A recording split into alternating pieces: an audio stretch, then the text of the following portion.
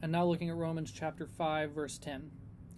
For if while we were enemies we were reconciled to God through the death of his Son, much more, having been reconciled, we shall be saved by his life. So continuing his thought here, Paul now explains something that is so often overlooked or misunderstood when it comes to Christian theology.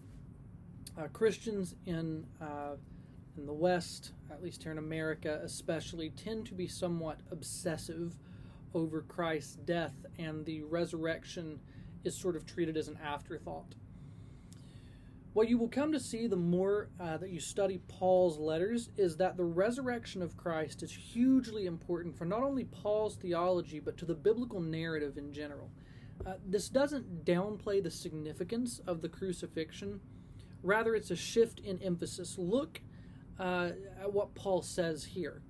If Christ's death justifies the sinner, reconciles the sinner to God so that God and the sinner are no longer enemies, then how much more will the sinner be saved by the fact that Christ lives?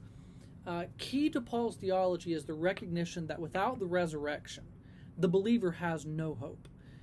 Because Christ's resurrection and the coming of the Holy Spirit is the assurance that the believer has that when the believer dies, he or she too will be raised to life as Christ was raised. The key here is the realization that Christ's death has reconciled the sinner to God, and Christ's resurrected life means that the sinner is saved from death as well. And that is critical to understand. I once had a professor in seminary who referred to this doctrine of Christian resurrection as the church's lost doctrine, simply because it just wasn't taught or seemed to be maintained as importantly as Paul does it in his letters. So key to think about, key to keep in context, and we'll continue our study with verse 11 in the next video.